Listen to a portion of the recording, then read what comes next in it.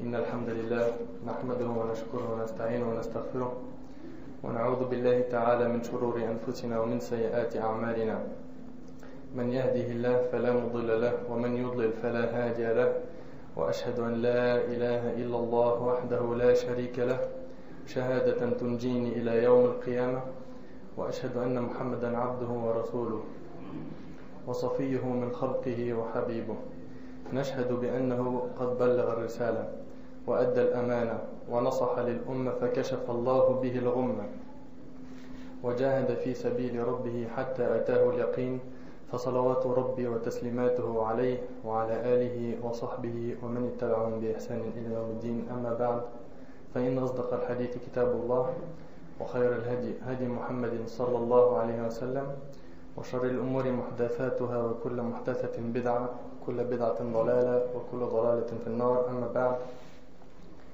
Ikhwani fillah, chers frères, chères sœurs, aujourd'hui, Inch'Allah, on va parler ensemble d'une grande maladie, une très grande maladie qui a touché le cœur de beaucoup de gens de notre communauté, sans qu'ils s'en aperçoivent. Une maladie très dangereuse qui a touché beaucoup de gens et ces gens-là ne s'en sont pas aperçus. Une maladie dure à détecter et ses conséquences sont très lourdes. Sans faire trop de suspense, les frères et les sœurs, cette maladie c'est l'ostentation. Cette maladie c'est l'ostentation, ar-riya. Peut-être il y en a, ils connaissent déjà c'est quoi riya, tant mieux, ça c'est un rappel. Pour ceux qui ne connaissent pas, Inch'Allah on va le découvrir ensemble. On va voir trois choses ensemble. Qu'est-ce que l'ostentation? Deuxième chose, quel impact a-t-elle sur l'être humain? Et troisième chose, quel est son remède? Donc vous avez compris, notre thème il va tourner autour de ces trois questions. Et on attaque directement la première. Qu'est-ce que l'ostentation? Si je demande à quelqu'un c'est quoi l'ostentation? La réponse, l'ostentation est l'un des péchés du cœur. C'est un péché qui ne se formule pas, en règle générale ça sort du cœur. L'ostentation est l'un des péchés du cœur les plus nocifs pour l'âme et pour l'œuvre. Son statut juridique dans l'islam, il est haram. L'ostentation, pour que tu saches qu'est-ce qu'il a comme statut dans notre religion, il est haram. Mais c'est quoi exactement l'ostentation? D'accord, si tu sais pas, patiente un petit peu, tu vas voir c'est quoi. L'ostentation fait partie des péchés capitaux fatals. Ça veut dire quoi les péchés capitaux? Les grands péchés. Dans l'islam, il y a des grands péchés et des petits péchés. Comment reconnaître un péché? Il est grand, il est petit. Comment tu peux le reconnaître? Celui qui sait, il lève la main.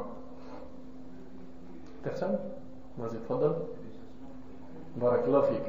Quand il y a une promesse de châtiment dans le bas monde ou une menace de châtiment dans l'au-delà, c'est un grand péché. C'est un grand péché. La médisance, par exemple, le prophète Samuel a dit qu'il avait eu des gens qui avaient des ongles de cuivre qui se griffaient le visage. Le jour du jugement, ça sera leur châtiment. Se griffer le visage, ça veut dire quoi? C'est que c'est une menace pour celui qui médit, il aura ça comme finalité ou comme rétribution. Donc ça fait partie des grands péchés, la médisance ou pas, quand on parle derrière le dos des gens? Oui. Et avec ça, tu peux reconnaître maintenant les grands péchés et les petits. Nous, on croit que les péchés, les grands, ils sont au nombre de 7, comme on l'a toujours entendu. Dans plusieurs hadiths, on voit que les grands péchés sont au nombre de 7. Mais Ibn Abbas, radiyallahu anhuma, quand il a été questionné au sujet de l'Kaba'ir, les grands péchés, il a dit Hiya ila sab'in aqrab.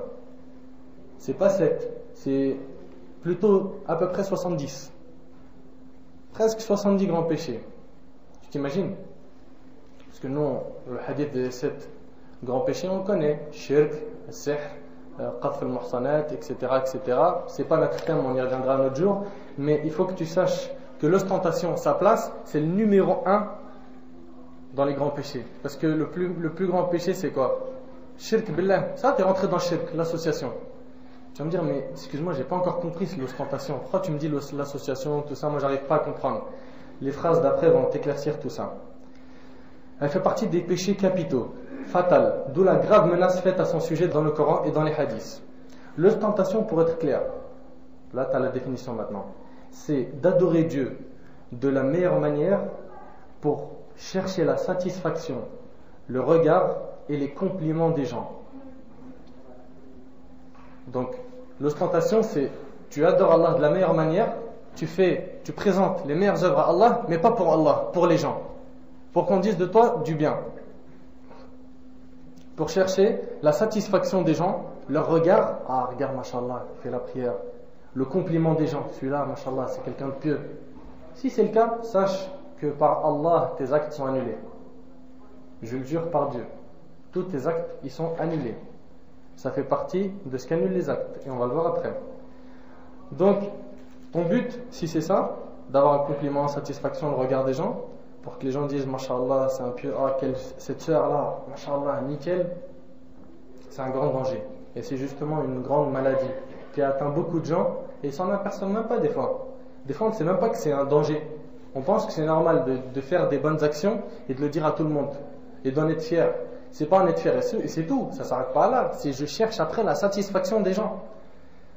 On voit donc que le souci de cette personne, c'est que les gens disent de lui, c'est un pieux, un adorateur sincère. Pour ça, il va embellir sa prière devant eux.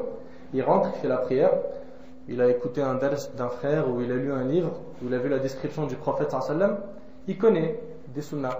Donc il va s'appliquer, il va prier doucement, il va faire son recours bien comme il faut, il va faire son sujoud, il va prolonger les doigts, au point où les gens ils vont dire celui-là, subhanallah, dans sa prière, mais ça se voit, il est attaché à Allah. Tout ce que tu as fait de plus, c'est annulé. Tout ce que tu as fait pour que les gens disent de toi du bien, c'est annulé. Tu n'as aucune récompense. Wallah, c'est un grand danger, les frères. Wallah, c'est un très très grand danger. Donc, des gens, ils embellissent leurs prières. D'autres, ils font des aumônes devant leurs amis pour paraître généreux. Ça existe ou ça n'existe pas? Il est avec 3, 4, 5, 6 amis à lui. Il passe, il voit un pauvre, il lui demande de l'argent, ou il passe à côté de la caisse de la mosquée. Il sort le billet. C'est pas il sort le billet, il le met, khalas. Non, il doit le montrer aux gens d'abord. Prenez des photos, tout ça. C'est bon? C'est bien passé? Ok, je peux le mettre. Et tout ça pour 5 euros. On dirait qu'il a mis un billet vert 100 euros ou un billet orange 50. Tout ça pour 5 euros, tu as fait du cinéma et à la fin, tu l'as pas fait pour Dieu, tu l'as fait pour les gens. Ou t'en as d'autres, ils jeûnent un jeûne surrogatoire, comme ils jeûnent le lundi, le jeudi, ou le 13, 14, 15 de chaque mois, ou ils jeûnent Ashura, ou n'importe. Il doit le dire à toute la terre. S'il a MSN, il va envoyer un email à tout le monde, ou un texto à tout le monde. Demain, je jeûne. Ou, quand il va, par exemple, jeûner son lundi, il va essayer de dire aux gens qui jeûnent. Comment? Il est avec son ami, il lui dit, ah, qu'est-ce qui fait chaud? Tu vois, c'est vrai, subhanallah, t'as vu, cette chaleur là me rappelle l'enfer. Ouais, mais vraiment, ça donne soif. Ah, t'as soif? Attends, je vais te chercher de l'eau. Comment ça, tu vas me chercher de l'eau? T'as pas lu 20 minutes ce matin? T'as pas vu dans 20 minutes, il y avait écrit que je jeûnais tous les lundis et jeudis? Tu savais pas que moi, c'était publié dans tous les infos que quand je jeûne, quand je fais un acte surrogatoire, tout le monde le sait? Lui, wallah al-azim, il a aucune récompense. Et ça, je suis en train de jurer parce que je vais vous lire des hadiths qui le prouvent. C'est pas moi qui rend halal ou haram une chose. Ça, on se met tous d'accord dessus.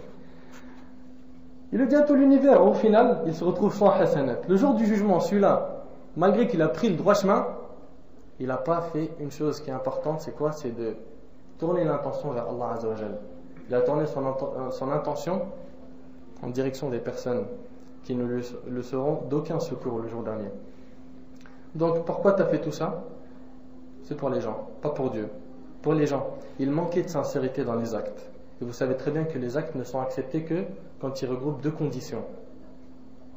L'intention et la conformité de la religion. L'intention seule ne suffit pas pour rendre un acte valide. Tu as une bonne intention, d'accord? J'ai une bonne intention, j'ai de l'énergie aujourd'hui, donc je vais le prier 6 rak'at. C'est accepté? Pourquoi? J'ai envie de faire du bien, subhanallah. Tu veux m'empêcher de faire du bien? Tu n'as pas le droit de faire dohr 6 rak'at. C'est 4, tu rajoutes pas. Donc l'intention elle ne suffit pas pour rendre les actes valides. Il faut que ce soit conforme à la religion. Pour qui je le fais? Et après, comment je le fais? Pour qui je le fais, c'est pour Allah. Et comment je le fais? C'est avec le chemin du prophète sallallahu alayhi wa sallam, et pas autrement. Et l'ostentateur n'a aucune valeur auprès d'Allah Azza wa Jal. Les ostentateurs vendent l'au-delà pour la dunya. Croyez-moi, sans s'en rendre compte, ils vendent l'au-delà pour la dunya. Pourquoi? Parce qu'il cherche à être reconnu dans ce bas monde, donc il est prêt à vendre. Vendre l'au-delà par comment? Il fait rien pour Allah. Celui-là, il a vendu son au-delà pour un bas monde éphémère. Les ostentateurs ont des visages et des paroles qui ressemblent à celles des pieux, tels qu'Abu Bakr as-Siddiq radiyallahu anhu. Mais leur cœur est celui d'Abu Lahab. C'est des belles paroles, des belles apparences, mais au final, dans le cœur, il cache un autre cœur. Et toi, ton but en tant que musulman, c'est pas justement de fouiller, de savoir qui est sincère et qui est ostentateur. Attention, le musulman, ce qui lui appartient, c'est l'apparent des gens. Ce qui est caché, ça appartient à Allah. Nous, on n'est ni des juges, ni rien du tout. Il ne nous appartient pas, nous, de savoir, de se demander, de se poser la question, à ton avis, il fait ça pour Dieu ou pas? Ça t'appartient pas. Toi, tant que tu le vois bien, ta apparence, c'est ton frère, tu l'acceptes, etc. Si tu vois un mal en lui, est-ce que tu vas publier son défaut? Tu vas en parler à tout le monde, comme on le voit aujourd'hui? Est-ce que tu vas aller dire à toute la mosquée, lui, je l'ai vu avec une fille à la sortie de la mosquée, il faisait ça, ça, ça? Ou est-ce que tu vas cacher son défaut et aller le voir en seul à seul et lui dire, mon frère, voilà, j'espère que je me suis trompé sur ton cas, je t'ai vu avec une fille faisant telle ou telle chose, et une nasiha en tant que frère, délaisse, etc., ou marie-toi. Et après, s'il dit c'est ma femme, tu vois, c'est dans ces moments-là que tu es gêné. C'est pour ça, avant de parler sur quelqu'un, déjà, oublie cette histoire de parler sur quelqu'un, préoccupe-toi de tes défauts. Si tu te préoccupes de tes défauts, tu n'auras plus le temps de te préoccuper des défauts des gens. Allah subhanahu wa ta'ala et son prophète sallallahu alayhi wa sallam ont menacé les ostentateurs et les ont blâmés. Allah subhanahu wa ta'ala dit dans le Coran, dans Surat Al-Ma'un, فَوَيْلٌ لِلْمُصَلِّينَ الَّذِينَ هُمْ عَنْ صَلَاتِهِمْ سَاهُونَ الَّذِينَ هُمْ يُرَاءُونَ وَيَمْنَعُونَ الْمَاعُونَ. Al-Wayl, c'est un fleuve en enfer. Pour qui? Malheur à ceux qui prient tout en négligeant, c'est-à-dire en retardant leur prière. Déjà, un fleuve en enfer, il est réservé à ceux qui retardent la prière. Inch'Allah, on aura normalement la semaine prochaine ce thème, la prière. Malheur à ceux qui prient tout en négligeant leur salat, c'est-à-dire ils la retardent, puis sont pleins d'ostentation. Malheur à eux. Malheur à eux, et il y a un fleuve en enfer qui les attend, ces ostentateurs. Ils refusent l'ustensile à celui qui en a besoin.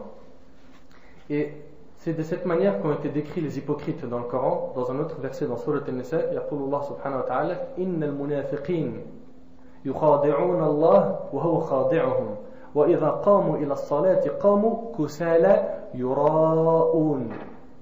يراءون الناس ولا يذكرون الله إلا قليلا. Dans ce verset, Allah dit les hypocrites cherchent à tromper Allah et c'est lui qui les trompe. Et lorsqu'ils se lèvent pour la salat, pour la prière, ils se lèvent avec paresse et par ostentation envers les gens. Regarde bien, les hypocrites cherchent à tromper Allah. Là, il parle des hypocrites qui sont dans le plus bas fond de l'enfer. C'est ça la place des hypocrites. Et c'est lui qui les trompe. Et lorsqu'ils se lèvent pour la salat, ces hypocrites, ils se lèvent avec paresse, et par ostentation envers les gens. À peine invoquent-ils Allah. Allah dit aussi dans Surat Al-Baqarah, verset 264, Ya ayyuhalladhina amanu. Allah s'adresse aux croyants. Ya ayyuhalladhina amanu. La tubtilu sadaqatikum bil manni wal adha. Kalladhi yunfiqu malahu ri'a an-nas. Ri'a an-nas. Wa la yu'minu billahi wal yawmil akhir. Ô les croyants, n'annulez pas vos aumônes.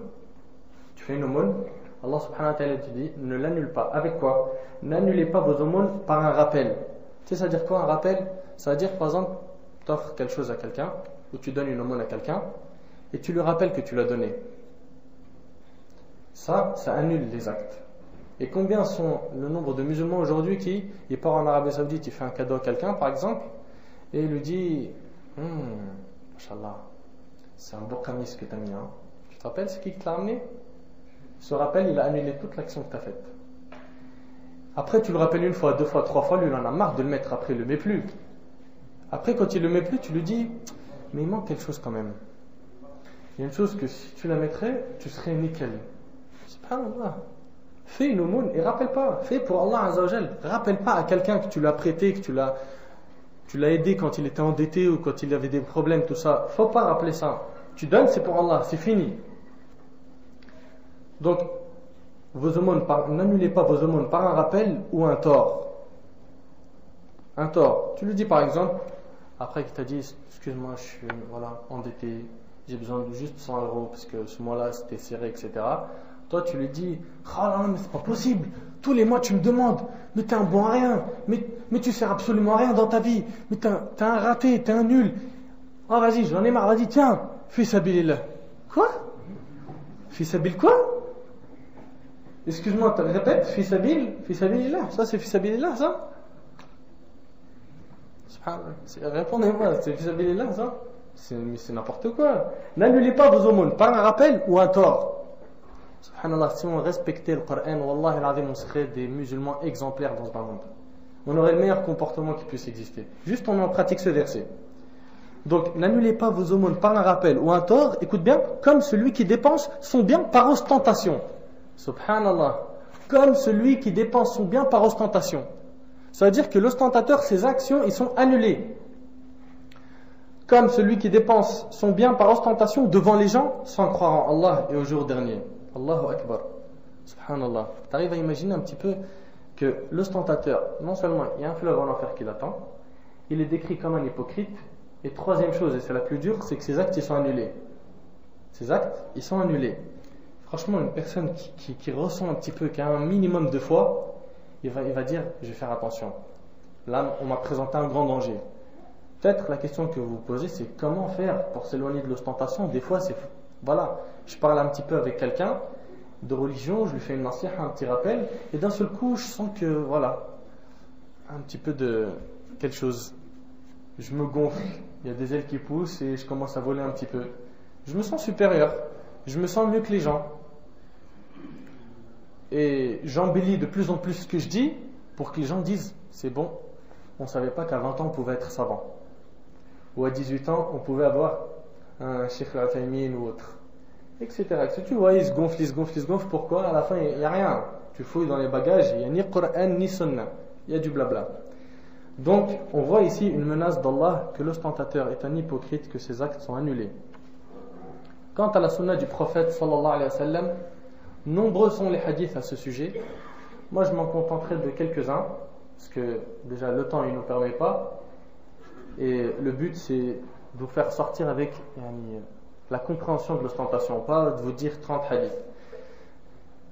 Dans le livre At-Targhib wa Tarhib de l'imam Al-Hafiz Al-Mundhir, j'ai sélectionné quelques hadiths que je vais vous évoquer. Le premier, c'est un hadith que rapporte l'imam Muslim.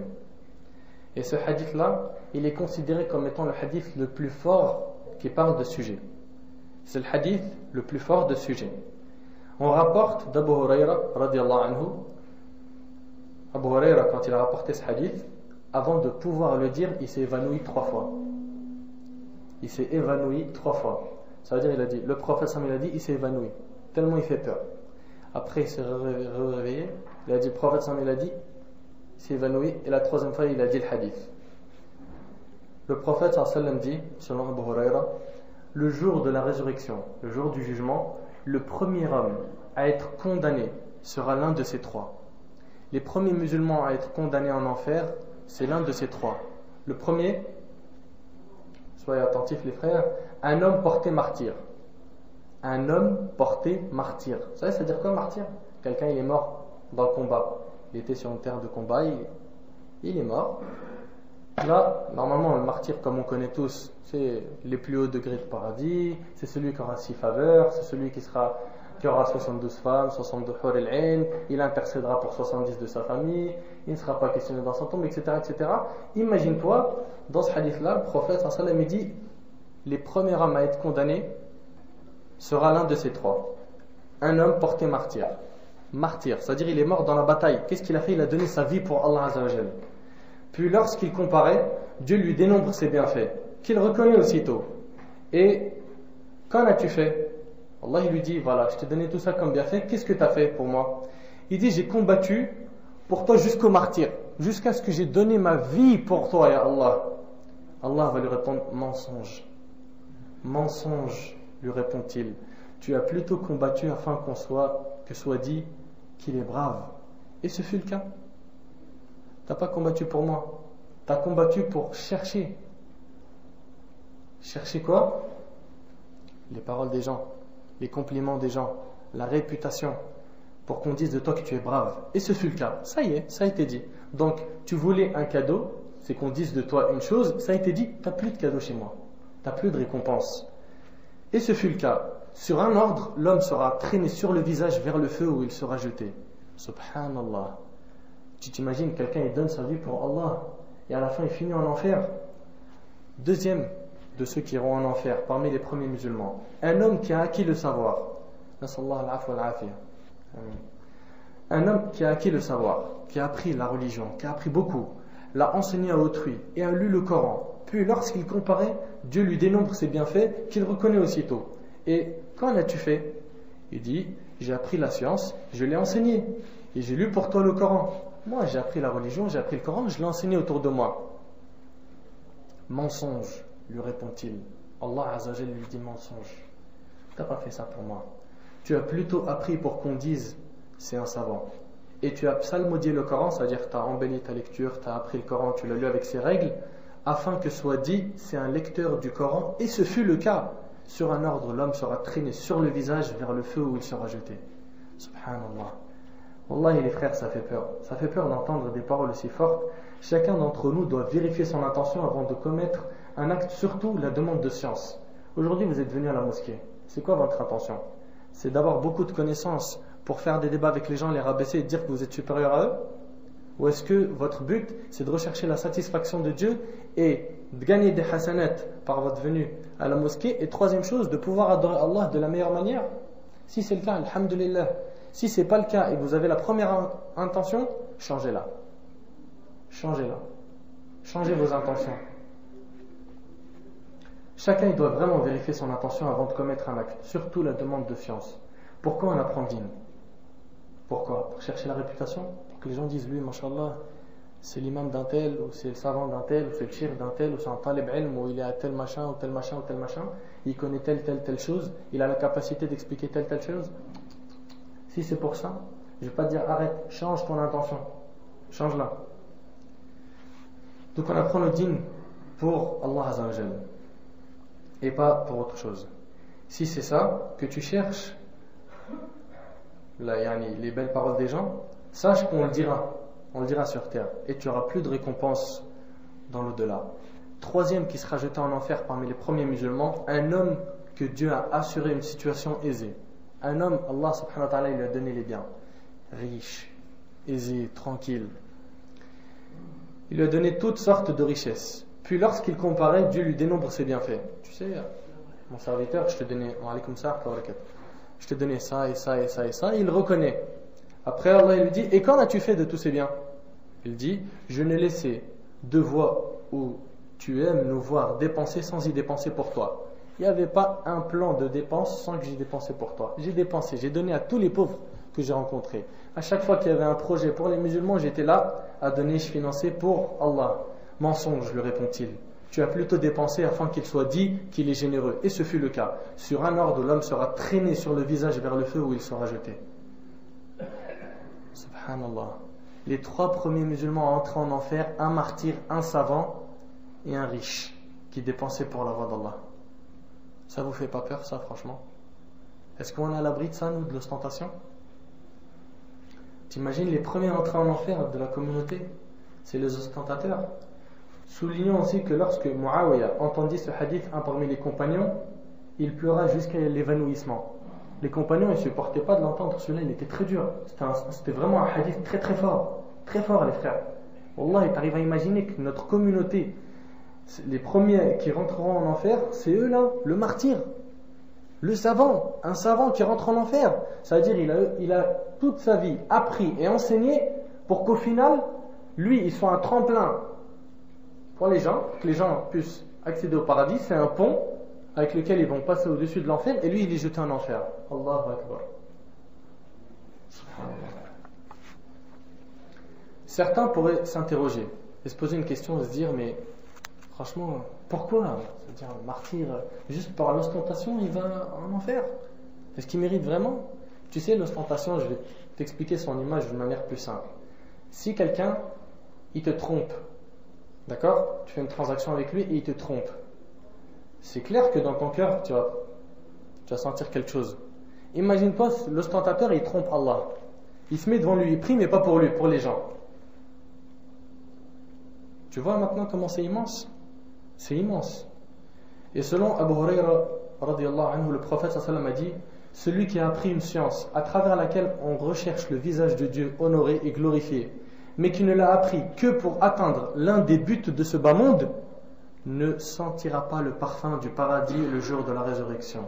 Subhanallah. Le prophète sallallahu alayhi wa sallam dit, celui qui apprend la religion, écoute bien, il apprend la science, d'accord? Pour quel but? Il apprend la science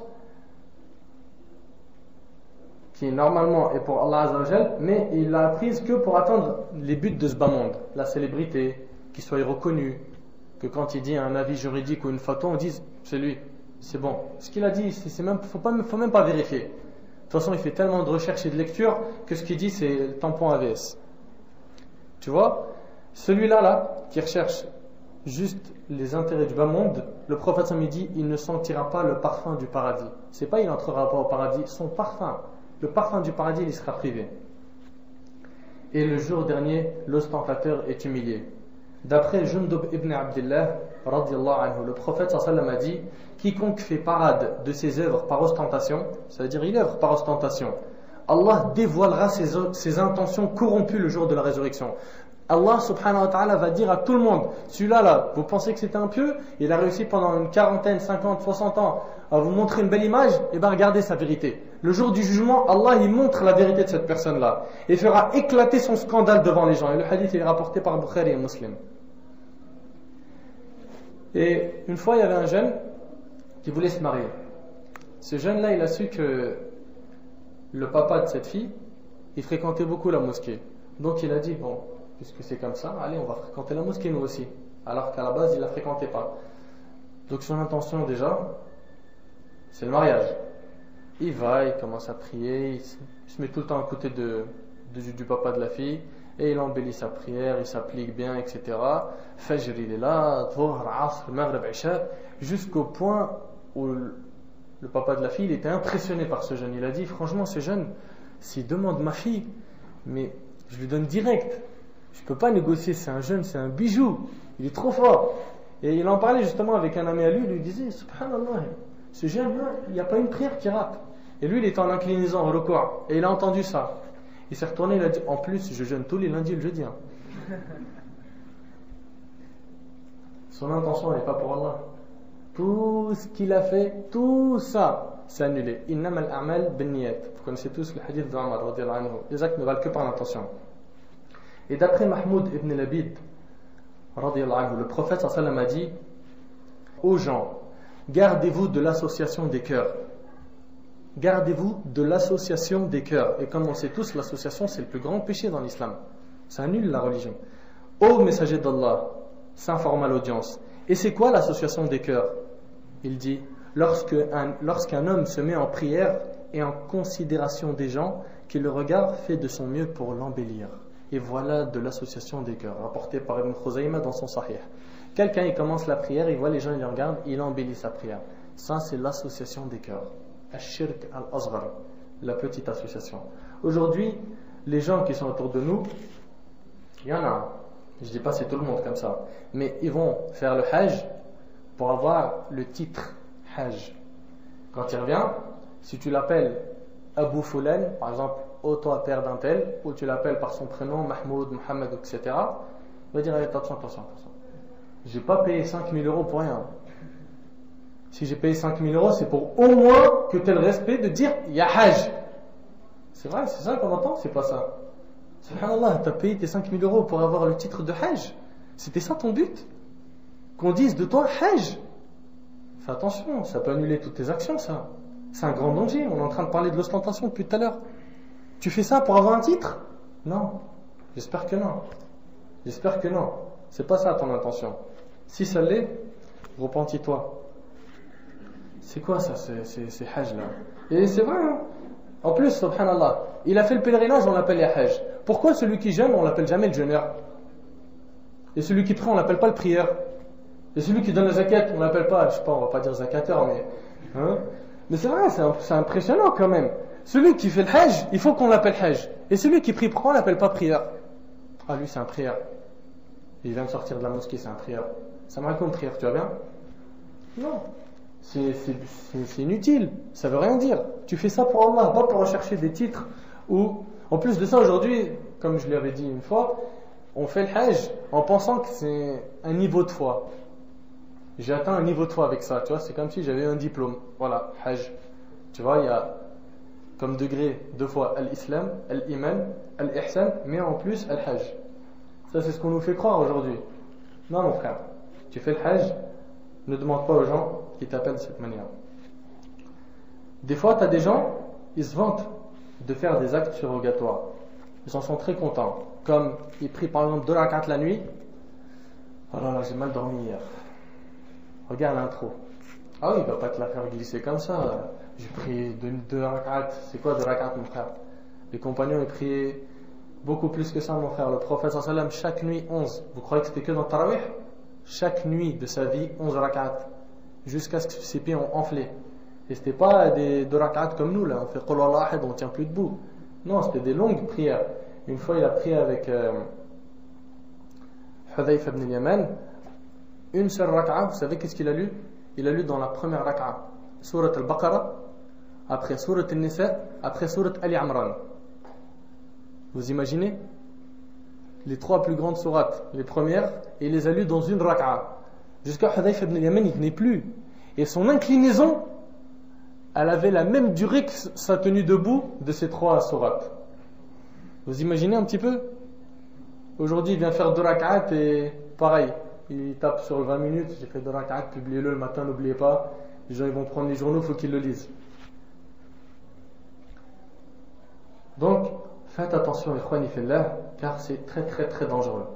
Allah subhanahu wa ta'ala dit وَمَا أُمِرُوا إِلَّا لِيَعْبُدُوا اللَّهَ مُخْلِصِينَ لَهُ الدِّينَ حُنَفَاءَ. Dans Surat al-Bayyinah, dans le verset 5, Allah il dit on ne leur avait pourtant ordonné que d'adorer Dieu, de lui consacrer à lui seul toute leur dévotion.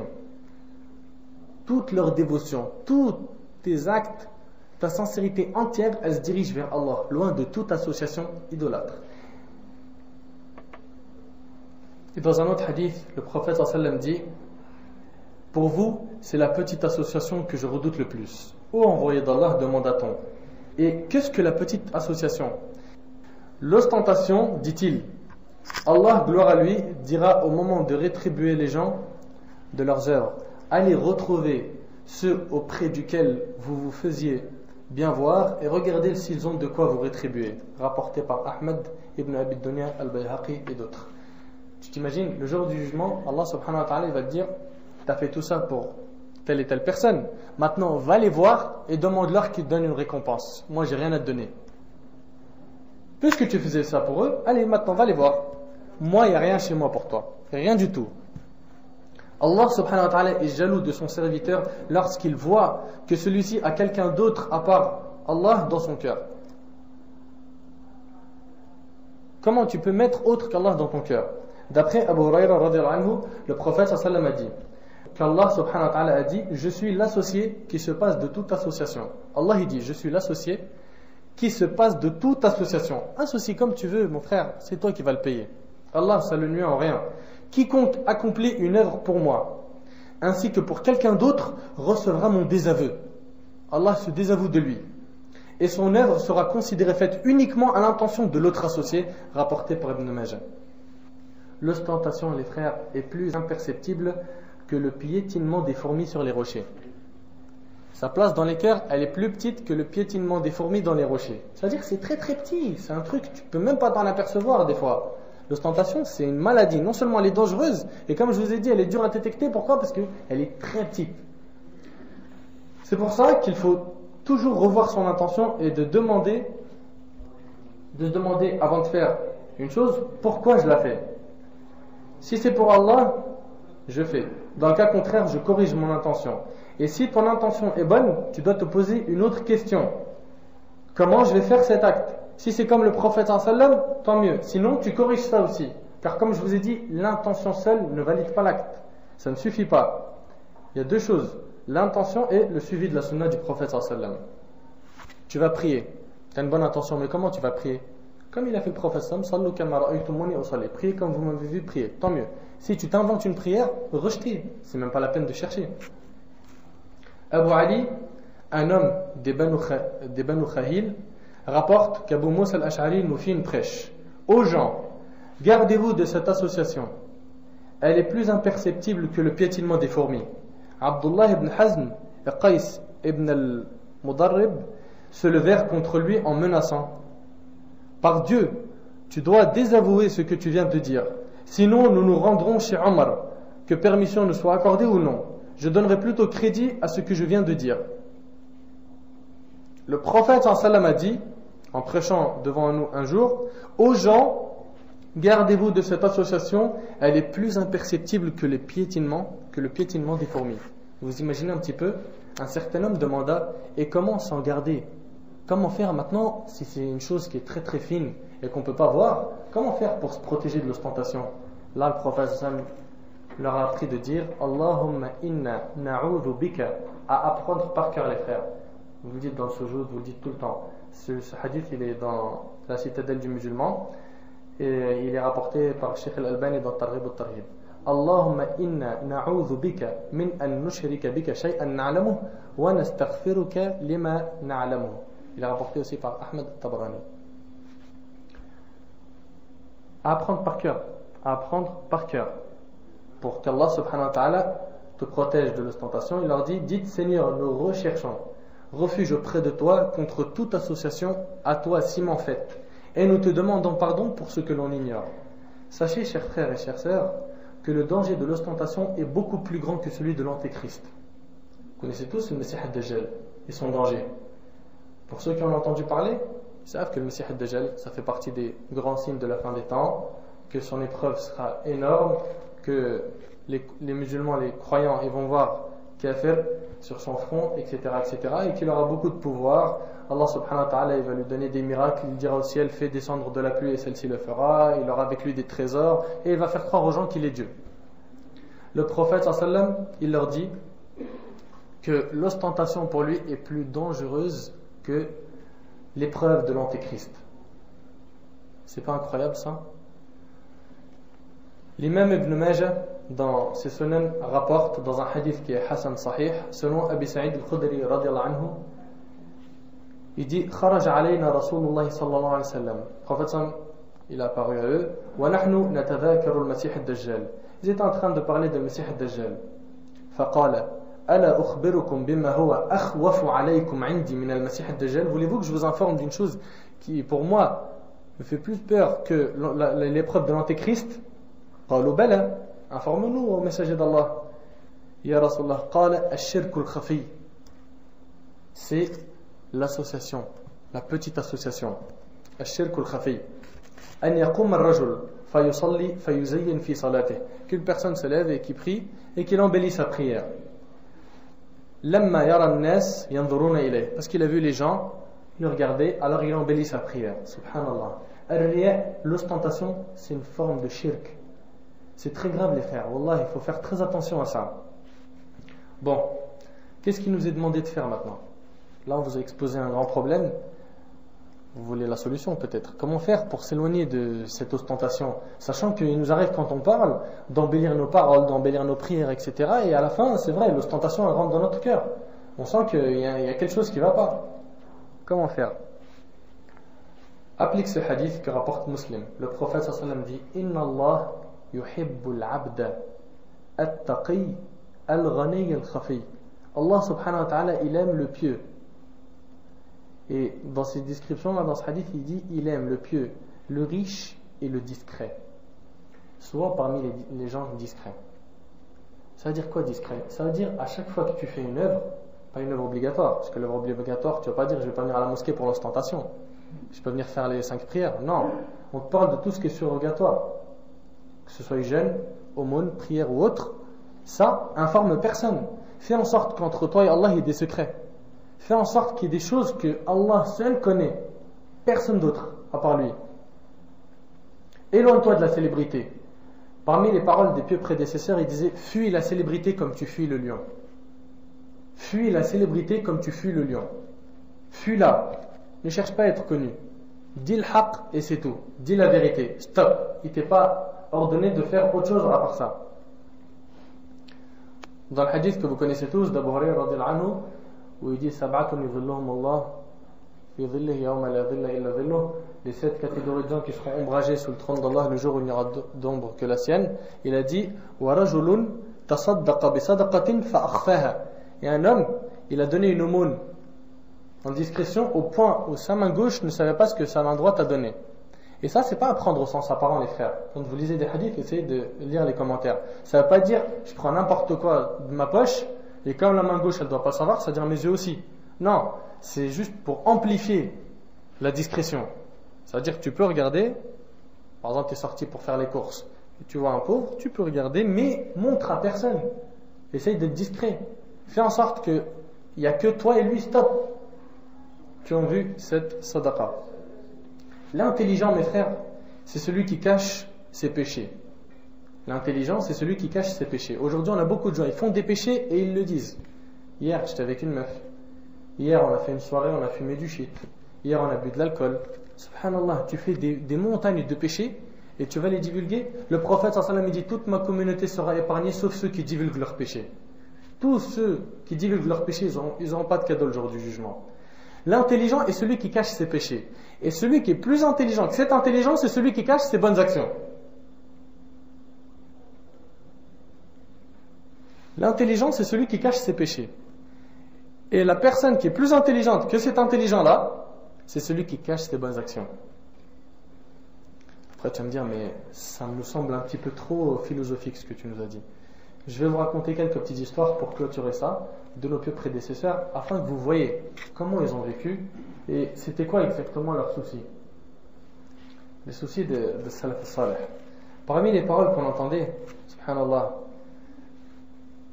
Fudayl ibn Iyad, rahimahullah, parmi les pieux, il disait: Al-amal min ajli an-nas riya.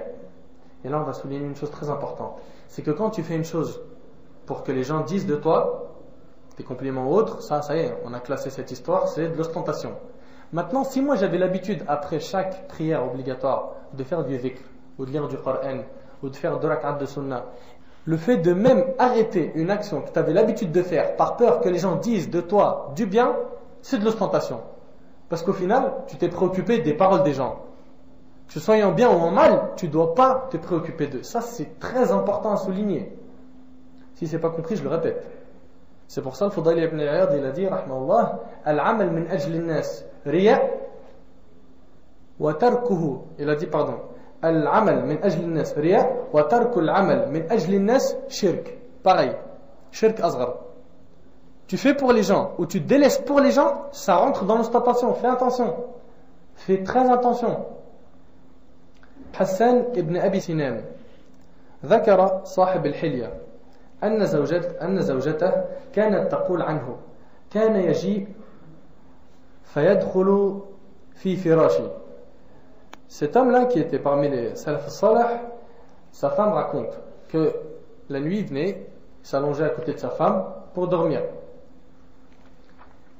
S'allonge normal. Et après, elle dit في فراشي ثم يخاضعني كما تخاضع المرأة صبيها. Puis après, il l'a laissé en cachette comme la mère délaisse son enfant en cachette après l'avoir fait dormir. Il l'a laissé en cachette, ça y est, elle a dormi, je me suis rassuré, il se lève. Et qu'est-ce qu'il fait? Il va prier toute la nuit. Il cache les prières surrogatoires de nuit à sa femme. Allahu Akbar. Allahu Akbar. Il cache ça à sa femme. Et sa femme, une fois, lui a dit ثم يقوم فيصلي قالت قلت له كم تعذب نفسك. Tu te fais trop souffrir. Doucement. C'est pas comme ça que tu dois être avec ton corps. Vous savez ce qu'il lui a dit? قال لها اسكتي يا امرأة. Garde le silence. Il lui a dit يوشك أن أرقد رقدة لا أقوم منها زمانا طويلا يعني الموت. Il lui a dit j'ai peur de dormir et de ne plus jamais me réveiller, de mourir. Tu dis que pourquoi tu veux que je me repose? Pourquoi? La semaine dernière, on a vu, quand on a parlé de la jeunesse, l'imam Nawawi, à l'âge de 10 ans, il disait aux jeunes autour de lui qui lui disaient viens jouer avec nous, il leur disait on n'a pas été créé pour jouer. 10 ans il dit ça. Nous à 40 ans, j'ai pas envie de parler. Tamim ad-Dari, une fois un homme il vient voir et lui dit combien de prières tu pries la nuit? Combien de prières tu pries la nuit? Il s'est fâché, il s'est mis en colère. Il a dit Wallahi, je préfère ne prier aucune prière ou de prier une seule prière en cachette que de prier toute la nuit et de le dire aux gens. Vous imaginez? Abdullah ibn al-Mubarak et Muhammad ibn A'yan. Celui-ci dit nous étions en guerre contre les Romains. Et Ibn al-Mubarak, qui était un très très très grand savant, a fait croire à Muhammad ibn A'yan qu'il allait dormir. Donc ils sont rentrés dans la tente ensemble et lui il a fait semblant de dormir, Muhammad ibn al-Mubarak et l'autre aussi. Les deux ont fait semblant de dormir. Ibn al-Mubarak, quand il a vu que l'autre dormait, il s'est levé pour prier en cachette. Subhanallah, vous arrivez à imaginer ça un petit peu les frères? Aujourd'hui on divulgue tellement de choses qu'on se demande qu'est-ce qu'on fait pour Allah? Qu'est-ce qu'on fait pour Dieu? Et il l'a laissé dormir. Puis il est parti dans sa tente, faire semblant qu'il allait dormir. Muhammad ibn A'yan l'a suivi. Et lui aussi a fait semblant de dormir. Il a prié toute la nuit jusqu'à Fajr. Subhanallah, en guerre. Et il prie toute la nuit. Après qu'il a terminé ses prières, il lui a dit je t'ai vu, mashallah, ce que tu as fait c'est un grand effort. Dès qu'il a entendu ça, il lui a dit ne me parle plus jusqu'à la fin de cette guerre et je ne veux plus te revoir. Pourquoi? La peur de la célébrité, la peur qu'on dise celui-là c'est un pieux, la peur. Vous imaginez les frères, Zayd, subhanallah, Zayd Al-Abidin Ali ibn al-Hussein ibn Ali ibn Abi Talib, le neveu du prophète sallallahu alayhi wa sallam. Le neveu du prophète sallallahu alayhi wa sallam était appelé l'avare. L'avare. À Médine, les gens ils disaient celui-là c'est un descendant du prophète sallallahu alayhi wa sallam mais on n'a jamais vu comme lui. Il est avare. Avare. Après sa mort, ils se sont aperçus d'une chose étrange.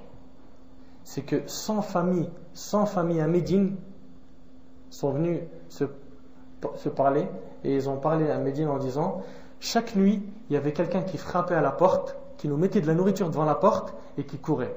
Et on n'a jamais su c'était qui. Et quand le neveu du prophète Sam il est décédé, on a su que c'était lui. 100 familles. Il était avare, reconnu pour être un avare dans ce bas monde, mais chez Allah il était riche. Et c'est ça qu'on recherche aujourd'hui. Des gens qui cachent.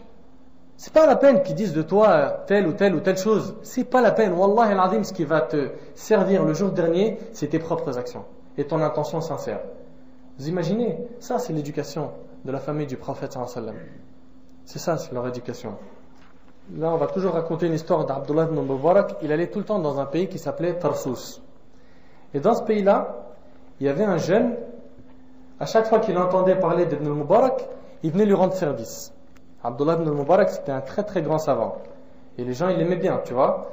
Enfin, une fois, il va dans ce pays-là qui s'appelle Tarsus, ou peut-être c'est une ville, ma raison me trompe un peu. Il y avait un jeune, quand il entendait la venue d'Abdullah ibn al-Mubarak, il le cherchait et il lui rendait service. C'était son serviteur, en échange, il apprenait de lui des sciences religieuses. Un jour, Ibn al-Mubarak, il va à Tarsus et il demande où est le jeune là qui d'habitude quand je viens dans cette ville, il vient pour me servir. Ils lui ont dit Masjoun, il est emprisonné. On dit emprisonné, mais pourquoi? Qalu fi dayn. Il a emprunté de l'argent, il s'est endetté, il n'a pas pu rembourser. On l'a emprisonné. Taïb, combien il doit? C'est combien sa dette? Vous savez c'était combien? 10 000 dirhams. 10 000 dirhams. C'est une grosse somme, hein. Vous n'arrivez pas à la convertir aujourd'hui, mais dis-toi, regarde le décalage de temps. Tu vois, et c'est 10 000. Il y a beaucoup de zéros. 10 000 euros si tu veux ou autre.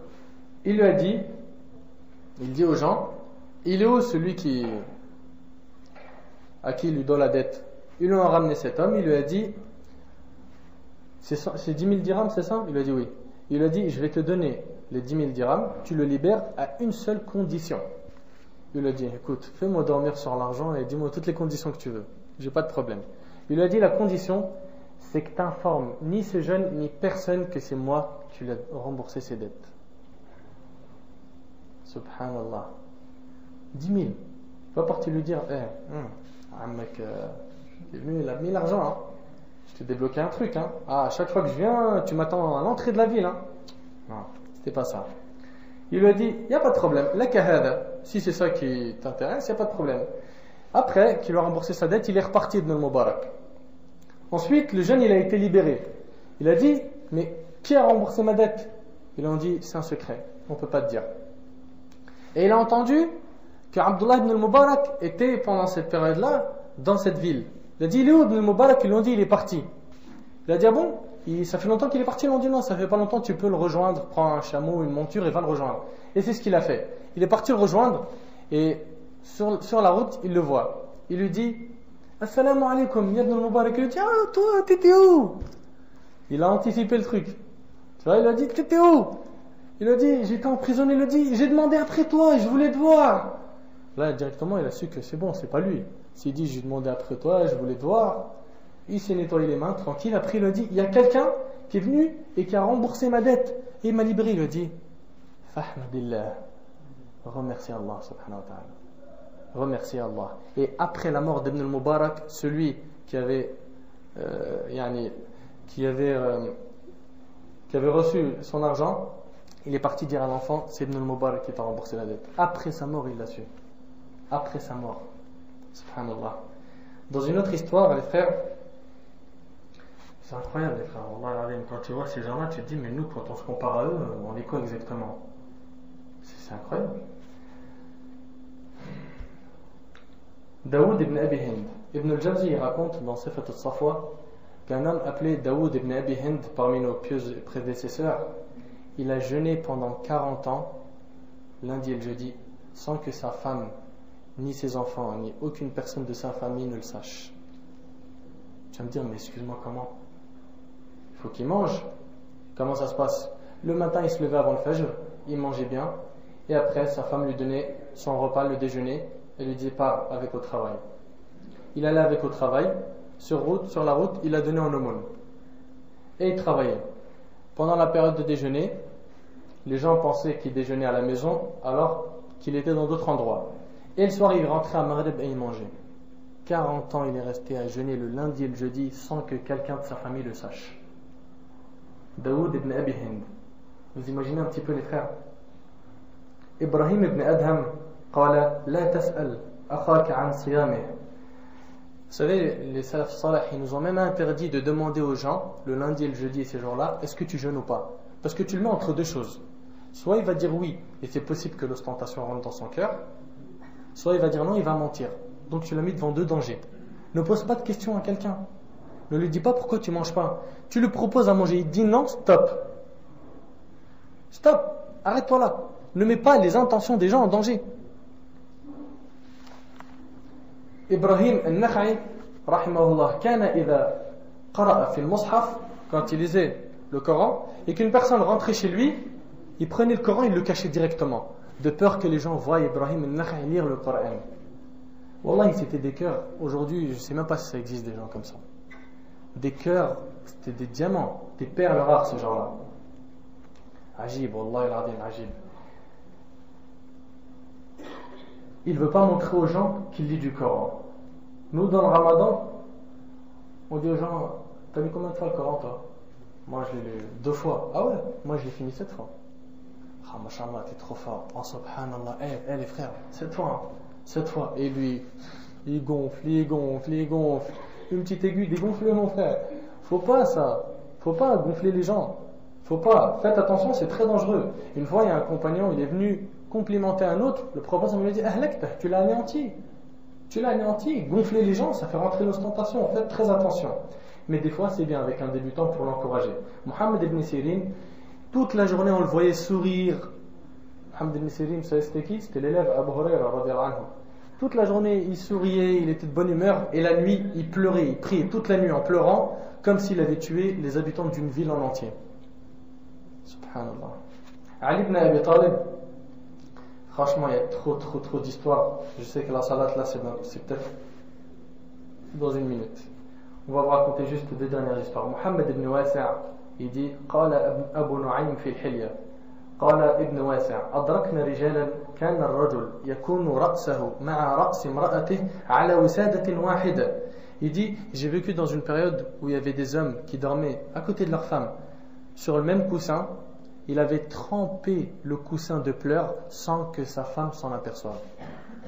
Vous imaginez un petit peu? Il pleurait, il se rappelait de ses péchés. Et ça, c'est important que le musulman, avant de dormir, il fait le bilan de sa journée. Il se rappelait un petit peu de ce qu'il avait fait. Et ces gens-là, leurs péchés, quand tu les compares à nous, tu dis c'est pas un péché. Subhanallah. Il avait l'habitude, par exemple, de prier 6 rak'at la nuit, il en a prié que 2. Pour lui, c'est un péché, ça. Tu vois? Pour lui, c'est un péché. Aujourd'hui, j'ai été faible. J'ai pas été dans mon élément. Aujourd'hui, nous, on fait des montagnes, c'est comme une mouche qui passe devant ton nez. Et il a dit, et j'ai rencontré aussi des gens qui priaient à côté de nous dans les mêmes rangs. Leur barbe était mouillée de pleurs et tous ceux qui étaient autour d'eux, ils ne le savaient même pas. C'est pas ils pleurent, c'est quoi ce bruit là? Sois discret mon frère, même quand tu pleures, la discrétion, on sait jamais. Il se peut que dans ton cœur il y a un petit peu d'ostentation qui rentre. Tu dis, les gens ils doivent se dire que moi j'ai un cœur doux, fragile, un cœur qui aime Allah et son prophète, sallallahu alayhi wa sallam. Non, fais très attention. La peur de la célébrité. Ibn al-Mubarak à Koufa, en Irak, une fois il a quitté son pays et il est parti à Al-Koufa. Et il faisait une queue pour boire de l'eau. Et un jour, pendant qu'il faisait cette queue-là, quelqu'un l'a poussé, l'a bousculé, il est tombé par terre. Après, les gens lui ont dit, si seulement tu serais resté là où t'enseignais, on t'aurait respecté, jamais on t'aurait poussé par terre. Ibn al-Mubarak, à se mettre par terre comme ça, il a dit, Wallahi, la vie ne doit être que comme ça. La vie ne doit être que comme ça. Quand on n'est ni connu, ni honoré. Ni connu, ni honoré. Si tu veux ne jamais avoir d'orgueil ni d'ostentation, dès que tu vois un petit, dis ce petit il est mieux que moi. Parce que moi, j'ai fait beaucoup plus de péchés que lui. Et si tu veux être, comme je t'ai dit, quelqu'un de modeste, quand tu vois un vieux, dis lui il est mieux que moi. Pourquoi? Parce que lui il a fait beaucoup plus de hasanat que moi. Ça fait longtemps qu'il est dans l'islam, moi ça fait quelques jours. Si tu mets ça devant tes yeux, jamais tu vas sentir que tu es gonflé, ni orgueilleux, ni tu as de l'ostentation. أسأل الله سبحانه وتعالى أن ينفعنا بما قلنا وأن ينفعكم بما سمعتم. أقول قولي هذا وأستغفر الله لي ولكم ولسائر المسلمين. هذا ما أعلم والله عز وجل أعلى وأعلم. سبحانك اللهم وبحمدك.